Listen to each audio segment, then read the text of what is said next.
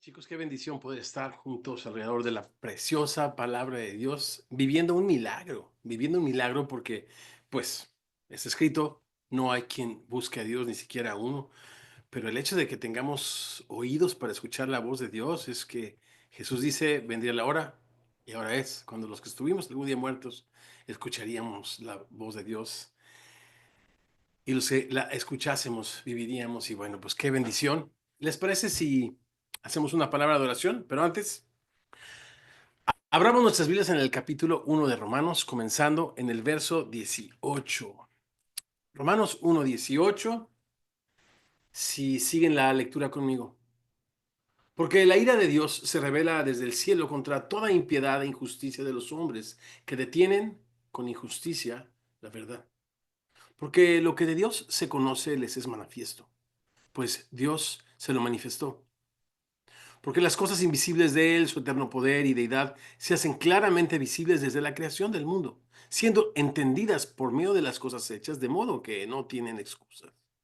Pues habiendo conocido a Dios, no le glorificaron como a Dios, ni le dieron gracias, sino que se envanecieron en sus razonamientos, y su necio corazón fue entenebrecido, profesando ser sabios, se hicieron necios. Oramos.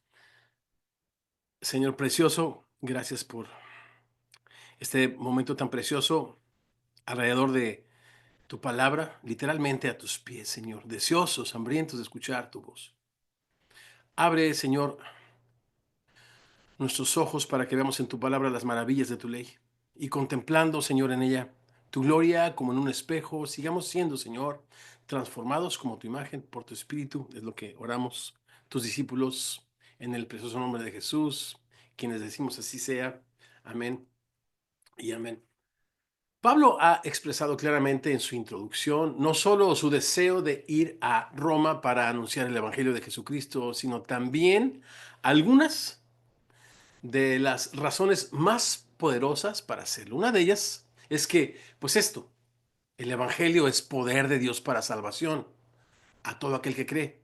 Y es que a través del Evangelio Dios manifiesta su carácter. Esto es, Dios revela su justicia, poniendo al hombre en una correcta relación con Él cuando le atribuye justicia a través de la fe y capacitándole también para que éste se convierta en un agente de justicia en este mundo. A esta lectura le llamamos la lectura vertical y también la lectura horizontal. Esta misión a la que Dios nos ha llamado, cuyo clímax también de su argumentación se encuentra en el capítulo 8. Este verso 16 y 17, estos versos, son la tesis o el punto principal de la argumentación que Pablo desarrollará a través de toda la carta. Para hacer todavía más clara su tesis, a partir del verso 18 nos regala su antítesis para contrastar lo que ha asegurado y así poder demostrar que lo que plantea es veraz. Por ejemplo, si tú quieres demostrar que el descanso, la alimentación y el ejercicio son la base para la buena salud, y esta es tu tesis, el descanso y la alimentación y el ejercicio son la base para la buena salud, pues tu antítesis para comprobar que esto es cierto es ignorar el descanso, comer en exceso y llevar una vida sedentaria afecta el bienestar físico y mental. La antítesis demuestra la veracidad de la tesis. La tesis que Pablo va a comprobar está en el verso 17. Porque en el Evangelio la justicia de Dios se revela por fe y para fe. Por lo que decide comprobar su tesis con una muy fuerte antítesis. Escuchémosla.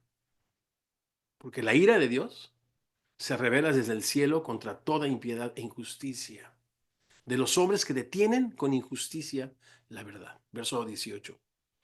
Este fuerte planteamiento nos pone frente a lo que la Biblia opina acerca de lo que algunos, y yo incluido, yo no soy nadie, hemos llamado la tragedia del hombre. Pero hay mucha gente, estudiosos de la Biblia, predicadores, autores,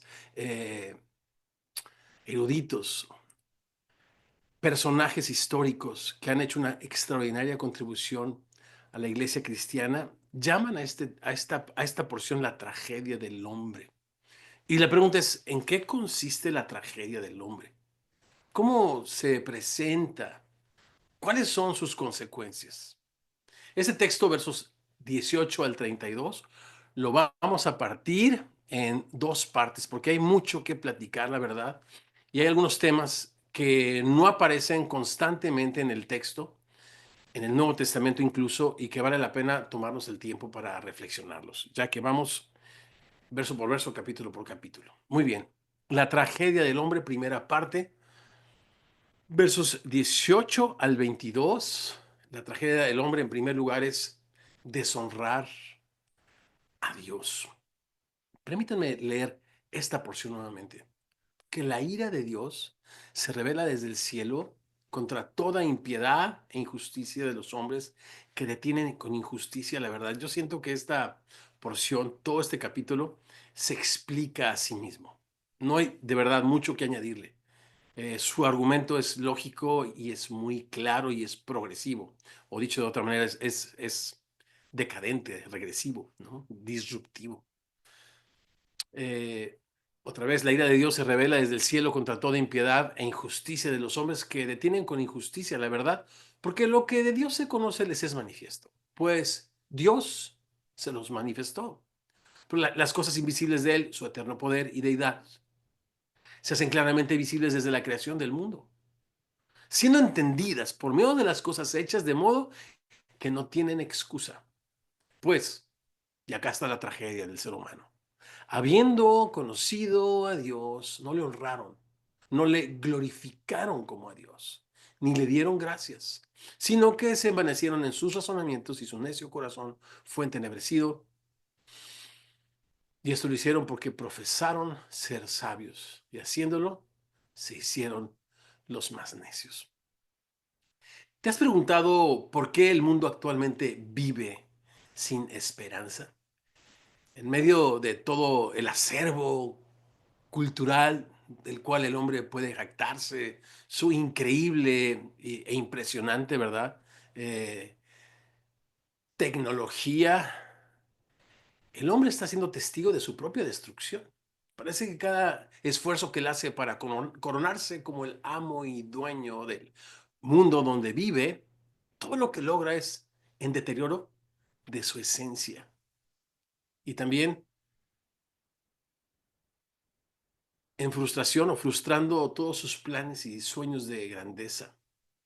Y esta antítesis comienza con esto que se llama la ira de Dios.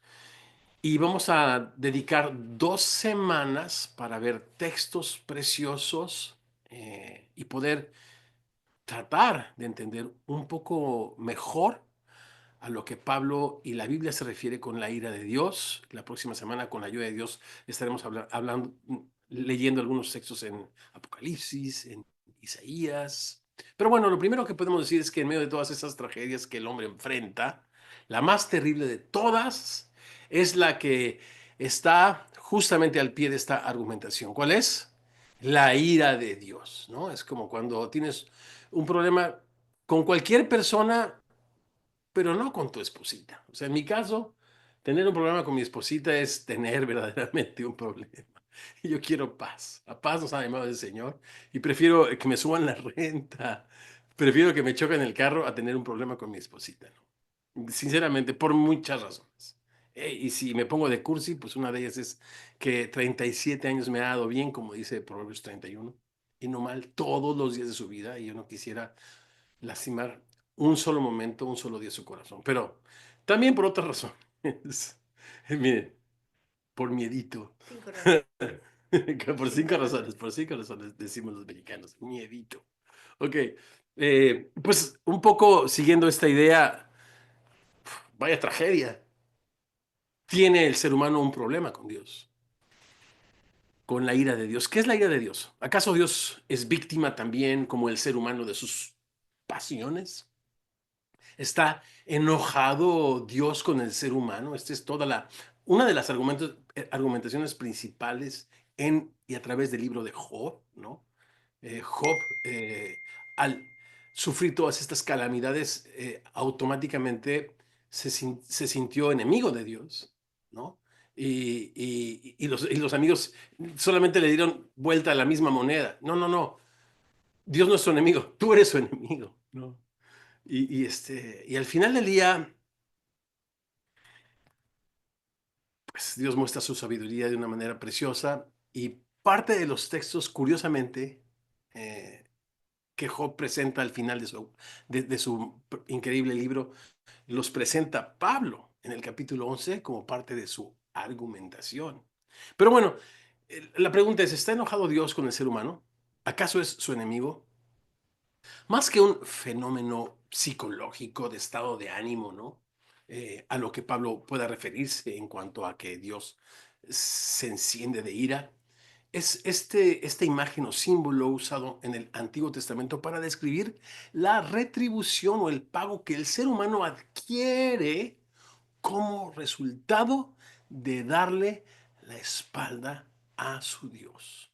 Es la retribución o pago que el hombre adquiere por sí mismo como resultado de darle la espalda a Dios. Repito, este tema, el texto lo va a ir desarrollando y yo no me quiero anticipar, sino poner algunas ideas para irlas pensando, conversando, investigando, leyendo y si Dios nos permite, la próxima semana, pues dándole sentido, ¿verdad? De hecho, este concepto deriva de las advertencias, pues, de los profetas en contra de la idolatría. Por ejemplo, en Oseas 13:11 leemos, te di un rey en mi furor.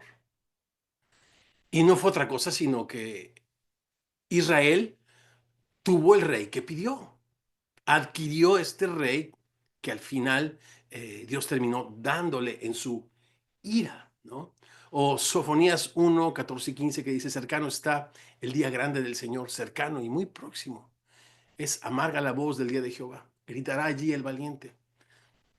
Día de ira aquel día de angustia y de aprieto, día de alboroto, de asolamiento, día de tiniebla, de oscuridad, día de nublado y de entenebrecimiento. Vamos a platicar más acerca de este tema, pero estemos atentos a todos los lugares donde Pablo menciona a través de su carta la ira.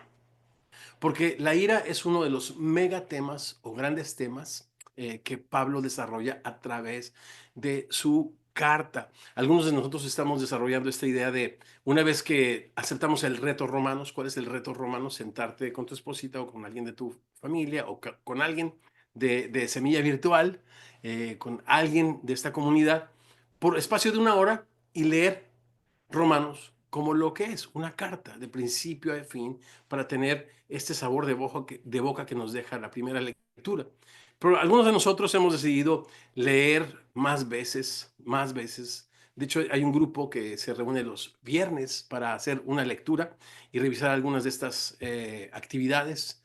Revisaron ya la palabra sabiduría, leyeron toda la carta, anotaron y vieron el contexto. También el tema de la justicia de Dios. Estamos leyéndolo y viendo cómo se desarrolla.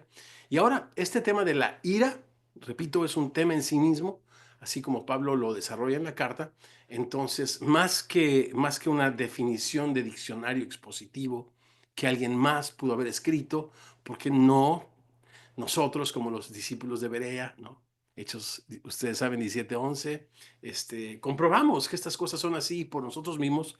Cada día vamos a las Escrituras. Sería increíble que, aparte de tu devocional diario, aparte de cualquiera que sea tu lectura, propusieras leer Romanos una vez a la semana y estar echándole un vistazo a este tipo de temas. Muy bien. La ira de Dios, pasiva y activa. Observemos los detalles en este pasaje acerca de cómo la ira de Dios se manifiesta de una manera pasiva. En otras palabras, permite que el hombre reciba en sí mismo la retribución debida a su extravío, sin siquiera tener el Señor que mover un solo dedo. Mientras reflexionemos, por otra parte, cómo su ira activa cayó sobre su Hijo Jesucristo, quien murió por los pecados de todo el mundo. ejemplo, en Isaías 53, 4 al 6, vemos como la ira activa de Dios dice, ciertamente Él llevó nuestras enfermedades, sufrió nuestros dolores, y nosotros le tuvimos por azotado, por herido de Dios y afligido. Mas Él herido fue por nuestras transgresiones, molido por nuestros pecados, el castigo de nuestra paz fue sobre Él, y por su llaga fuimos nosotros curados. Y al final dice que el Señor cargó en Jesús el pecado de todos nosotros. Lo dejamos pendiente este tema de la ira, pero echémosle nosotros un vistazo por nosotros mismos y tratemos de contestar este tipo de preguntas. ¿Está Dios enojado con el hombre? Dios muestra su amor para todos nosotros en que siendo pecadores, Cristo murió por nosotros. Necesitamos considerar todo el consejo de Dios para contestar esa pregunta. Ahora, dice acá el texto que Dios muestra su ira desde el cielo contra toda impiedad e injusticia de los hombres. La ira se revela desde el cielo, esto contra la impiedad y la injusticia de los hombres. Y la impiedad es la actitud de desprecio y desatención a las palabras de nuestro Creador. Impiedad. Mientras la injusticia es el trato deshumanizado del ser humano contra el ser humano. Lo que decía este poeta, el hombre es el lobo del hombre. Se me hace maravilloso cómo el Evangelio no solo viene a reparar nuestra relación con nuestro Creador, sino también, y de eso trata tanto el Sermón del Monte y las enseñanzas, el ministerio y el carácter del Señor, repara también nuestras relaciones unos con otros. Y si el Evangelio, y esa es la preciosa antítesis, el Evangelio revela la justicia de Dios, atribuida en nuestra relación hacia Él, pero también manifestada en nuestra relación unos con otros, mientras que la ira de Dios se revela contra la impiedad, sentido vertical, e injusticia, sentido horizontal, de los hombres que detienen con injusticia la verdad. Leamos nuevamente nuestro pasaje, particularmente en el verso 20. Las cosas invisibles de Él, su eterno poder y deidad, se hacen claramente visibles desde la creación del mundo, siendo entendidas por medio de las cosas hechas de modo que no tienen excusa. Y mientras yo leía eso, decía, ¿qué estoy leyendo?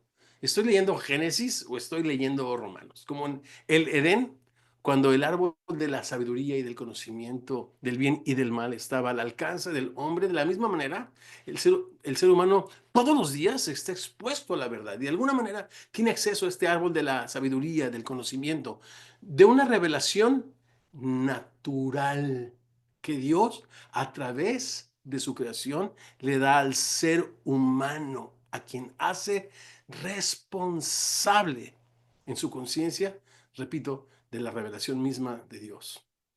¿Y cuál es esta revelación? Bueno, pues está en dos partes. La primera es, hay un Dios, y la segunda es, yo no soy ese Dios. Así de sencillo. No es mucho más complicado que eso. Hay un Dios y yo no soy ese Dios. La creación misma nos muestra que hay un Dios que creó todo lo que existe. Y la razón, pues, pensando en esto, no me ha sido dada para demostrar que hay un Dios, ¿no? Dios no nos dio una capacidad intelectual para nosotros llegar a la conclusión inteligente para demostrar que hay un Dios. La razón me es útil para reconocer que si pienso, pues como decía Shakespeare, existo. Y si existo es porque Dios me creó. La razón comienza cuando tengo conciencia de mi creador. Por eso el salmista dice, reconozcamos que el Señor nos ha hecho. Él nos hizo y no nosotros a nosotros mismos. ¿Se acuerdan del Salmo 100? La existencia de Dios no es aquello que queda al final de una investigación científica o filosófica, minuciosa, detallada y exhaustiva. La existencia de Dios es el principio del razonamiento humano. Los cielos cuentan la gloria de Dios y el firmamento anuncia la obra de sus manos. Y este testimonio es en todo lugar, en todo lenguaje y 24/7, 365, como se dice en inglés. Lo dije en español, pero es un concepto gringo. ¿Qué quiere decir? Constantemente. Por lo que esta revelación natural de Dios no tiene que ver con conocerlo, sino con reconocerlo. No tiene que ver con conocerlo, sino con reconocerlo. Imaginemos que antes de anotar un penal, y es que si digo, antes de patear un gol de campo, se me va a perder el Adriancito, porque él, tristemente, tristemente, bueno, por muchas razones, tristemente, pero bueno, imagínate, Adriancito, que se va a cobrar un penal, y antes de cobrarse el penal, un portero muere de un infarto fulminante ante la mirada de todo el público, cámaras de televisión, jugadores, etcétera, etcétera. Y entonces el jugador, después de la muerte, de la caída y de la muerte de este portero, el jugador decide tirar el penal ignorando la tragedia. ¿Qué sería esto? Pues ya no sería un partido de fútbol, sino sería una simulación de un partido. Sería retener con injusticia la verdad del hecho lamentable de que el portero ha muerto. ¿Pueden imaginar lo trágico que sería el resto del partido con el portero muerto e ignorado en el césped? Así de triste es la simulación que el hombre vive ignorando o no reconociendo un hecho que él presencia todos los días 24/7. Dios el Creador nos da testimonio de su eterno poder y de su deidad a través de su creación. Así de triste, repito, es la simulación de este hombre que vive ignorando voluntariamente el testimonio que en su paciencia Dios da diariamente a todo ser humano acerca de sí mismo a través de su creación. ¿Por qué el ser humano no reconoce a su creador?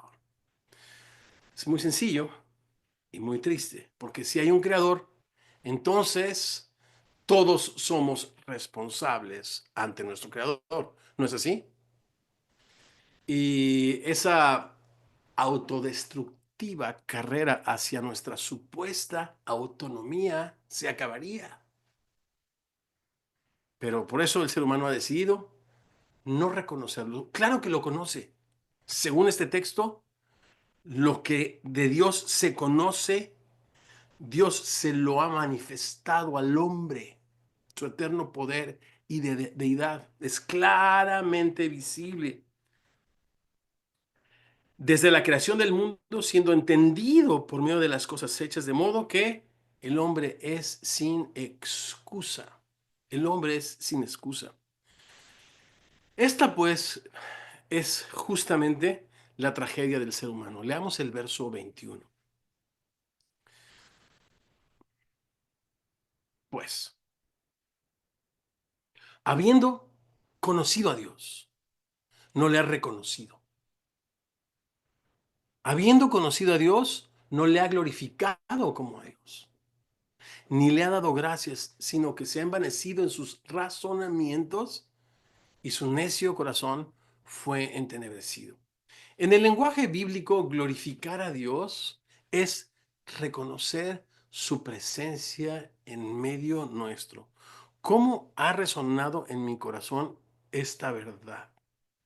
Es una de estas cosas que me voy a llevar de esta reflexión que estamos haciendo juntos y de esta conversación que estamos a punto de tener. El hecho de glorificar y honrar a Dios es reconocer su presencia en medio nuestro. Salmo 85:9 dice, ciertamente cercana está tu salvación, Señor, a los que te temen, para que habite la gloria en nuestra tierra. Qué precioso. Como en Edén, es el deseo de Dios. El Espíritu que la ha hecho morar en nosotros nos anhela celosamente. Fuimos creados para la alabanza de la gloria de su gracia. Fuimos creados para tener comunión con Él. Salmo 63, versos 1 y 2 dice, Dios mío eres tú. De madrugada te buscaré. Mi alma tiene sed de ti, mi carne te anhela en tierra seca y árida, donde no hay aguas, para ver tu poder y tu gloria. La vida es esa tierra seca, tierra árida, cuando no reconocemos su verdad, su bondad y su justicia que se revela en el Evangelio de Jesucristo. Pero el salmista dice, Señor, mi alma tiene sed de ti, para ver tu poder y tu gloria. así como te he mirado, Señor, en el santuario. El hombre ha decidido, literalmente, sacar de su creación a Dios. ¿Lo pueden creer? ¿No es algo absurdo?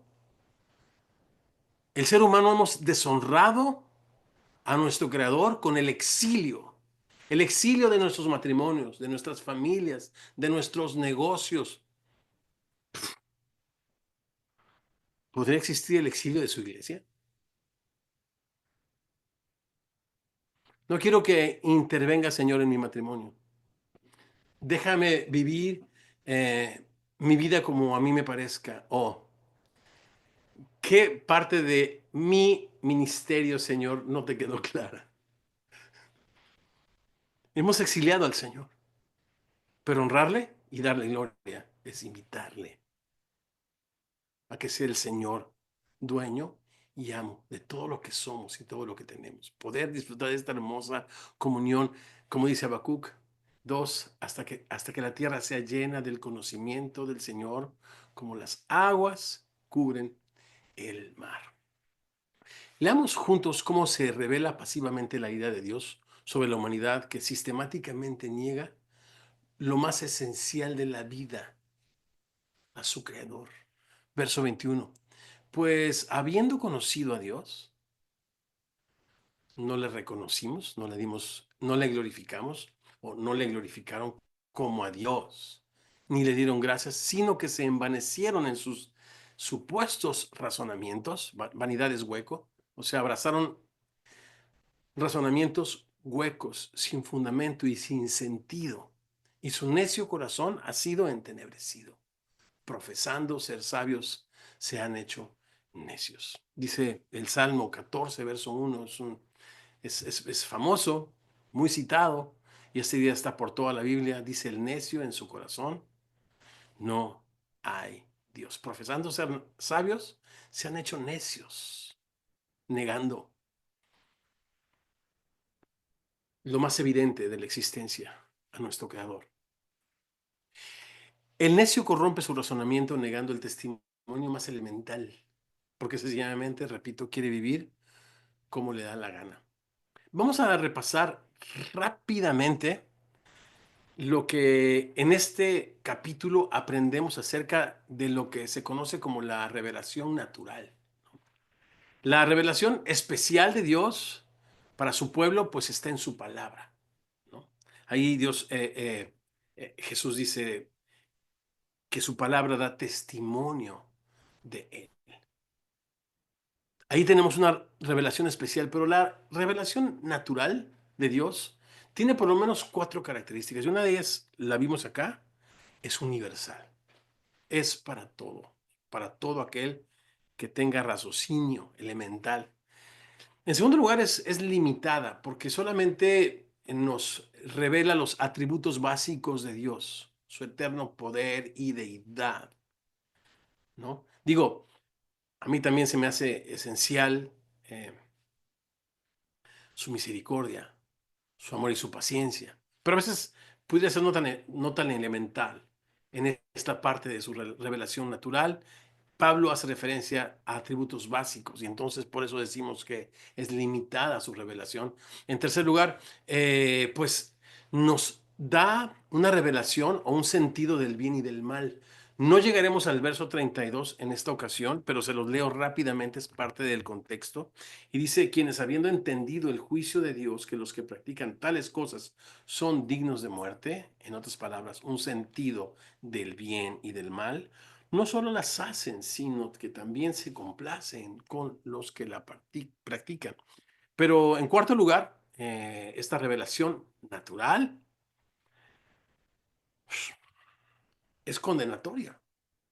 El texto nos dice que el ser humano, delante de su creador, es responsable de no darle gloria a Dios, de, de haberle conocido y no haberle honrado como a Dios, ni haberle dado gracias. Bien, esta es la primera parte de lo que será la tragedia del ser humano, la cubriremos con la ayuda de Dios la próxima semana, pero ¿qué tal si antes de ir a las conversaciones y escuchamos las perspectivas unos de otros con estas preguntas que hemos preparado para enriquecer este tiempo de reflexión, recordamos su tesis, la tesis de Pablo, porque no me avergüenzo del Evangelio, porque es poder de Dios para salvación a todo aquel que cree, al judío primeramente y también al griego. Porque en el Evangelio la justicia de Dios se revela por fe y para fe, como está escrito, el justo por la fe vivirá. Ya después de estar conociendo la antítesis, ya como, dame esa medicina que me muero. Ya entendimos que el hombre tenemos una sentencia de muerte. El más grande de nuestros problemas no es económico, no es político, no es de salud, no es social, es un tema espiritual, es un tema eterno. Nos hemos hecho acreedores de la ira de Dios, lo cual vamos a seguir reflexionando en la semana en células y vamos a concluir esta idea en esta degradación y degeneración que, repito, el hombre atrae sobre sí mientras endurece su corazón a la revelación de Dios. Conversamos y regresamos para tomar juntos la cena del Señor antes de despedirnos.